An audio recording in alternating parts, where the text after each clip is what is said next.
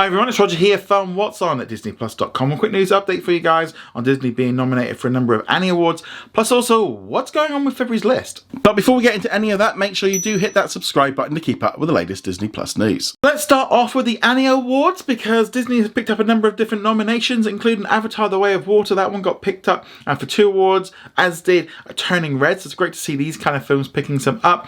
Strange World picked up some nominations, Lightyear, Baymax, Cars on the Road, The Owl House, The Simpsons, Bob's Burgers, whole host of different nominations. You'll find the full list over at whatsondisneyplus.com. Usually this is where, Disney can do pretty well with this. I'm sure Avatar's going to win those FX ones because that film just looks amazing, so I can't see why they wouldn't do that one. And let's be honest, I mean, Avatar's basically an animated film with a few live action people put in it. But yeah, so they've done pretty well with that one. It was also revealed on social media that Meryl Streep is going to be appearing in the 3rd season of Only Murders in the Building, which is being filmed right now, and obviously that is on Hulu in the United States and on Disney Plus around the world. I'm expected to be coming back in the summer.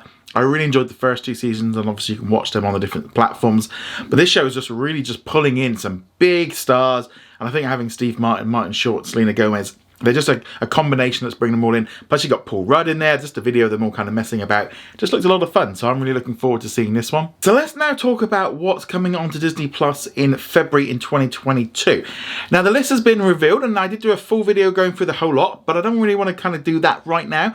I want to talk about a couple of quick things. We're going to be getting new episodes of Marvel Studios' Legends with Ant-Man just before the film comes out. Nothing too surprising there. We're also going to get an episode of Assembled the week after Black Panther: Wakanda Forever comes out. Again, something you kind of would expect to happen. Also on February the 10th, we're going to be getting that new Pixar's Doug Day, Carl's Date. So that's going to be, I would imagine, to be the last one, depending on if they manage to get any more voice recordings for that one. But yeah, so this one, I think that one's going to be a lot of fun. It kind of nicely fills out the month a little bit. It's a bit of an odd month because, and this is the big thing with this one, and the comments online and everything, was because the list was filled with 50 random movies and series and stuff from Lifetime, A&E, History Channel, a whole host of just weird stuff that most people are going, what is all this stuff? I mean, it does look a little bit bargain bin. Some of the stuff looks okay.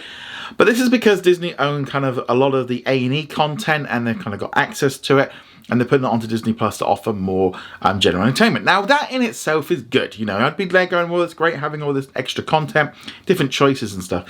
But it kind of feels like, well, you're putting all this weird stuff on there rather than kind of going in and looking at the 20th Century Studios library, some of the stuff from ABC, or maybe even just more importantly, just going into the back catalogue and pulling in some of the Disney stuff. Because when you look at the list for Disney Plus for the US for February, there just isn't anything there that kind of jumps out at you as a Disney fan. There's, you're getting some of the new shows like The Owl House and Super Kiddies, but again, just no classic content. And a lot of people are kind of questioning what's going on here. It looks to me like Disney is trying to kind of get Disney Plus subscribers used to having more general entertainment, and kind of, so when eventually they sort out what they're doing with Hulu, and I think that is the key problem. They can't do anything with Hulu yet. They've still got to sign the deal with Comcast to buy it outright, and they can't do anything with that yet. If they start pulling stuff over from Hulu, that might end up causing some sort of serious problems for Disney in terms of lawsuits if they're seen to be devaluing Hulu. So I think that's why we're not getting a huge amount. So on one hand, it is good that we're getting all this content. On its own, I think that's great. Some of it might not necessarily be around worldwide, because here in the Europe, they had to sell some of those networks to kind of do the purchase of 20th Century Studios. It's kind of like, it is, what they're putting on there is fine. It's nice to kind of have some different choices and some reality TV, some different options. But you're kind of looking and going, well, you got all this great stuff over here. Why aren't you using this instead? And all this other stuff in our back catalogue that we could use. And instead you're kind of doing it. It's a little bit hit and miss. I don't, like I said, I don't mind this stuff coming on, but it just seems very heavy-handed and kind of okay, we're just trying to do the best we can until we sort out the Hulu thing. It's a very mixed one. I wish they put some more library content on there, just throwing a few bones here and there. Hopefully, with Bob Iger in now, we will see a change going forward. At least there is stuff dropping. I mean, you can't say it's not an empty month, but I'll be honest, I looked at that US list, and for me personally, I'll watch Black Panther: Wakanda Forever. I'll watch sort of Doug Days, and a few of the other bits and pieces. But all that generic, it's just that stuff you kind of expect to find on like Discovery Plus. But yeah, it's kind of weird because actually they did license a load of stuff to Discovery years ago, so maybe that's why it's coming back up again.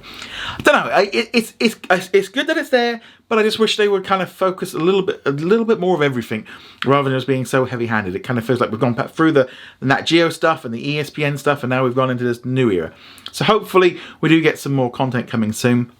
A couple of other quick news things, and we've also had the Canada list released as well. A couple of highlights there. We're going to be getting Empire of Light, plus also Kindred. Those are the two big ones that are coming in, so you're definitely going to want to check them out. I think with Empire of Light internationally, it's going to be a little bit of a messy release because that film's kind of been stretched out. I think it was like America was December. Here in the UK, it got released like a week ago, and in Australia, it doesn't get released till next month. So that will impact on where it arrives. I suspect it'll arrive on HBO Max next month in the US, because that'll be like the last of those HBO film deals. Okay, let's now talk about what's new on Disney Plus today. Big new releases. We got a new episode of National Treasure: Edge of History, plus Star Wars: The Bad Batch. That is in addition to a new animated film, King Shakira Cycle, which was from Turkey. Plus here in the UK and Ireland, we got Little Demon from FX. Plus internationally, all around the world, we got Super Junior: The Last Man Standing. Unfortunately, not available yet in the US.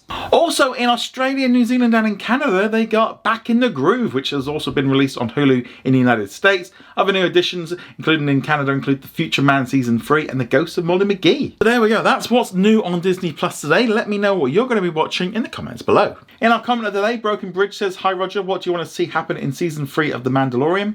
It's kind of weird. I kind of go into these shows and just kind of think, like, I don't know what to expect. I'm not expecting too much. I'm hoping they don't go too much on the cameos. I'm hoping now they just develop some of the people they've brought in.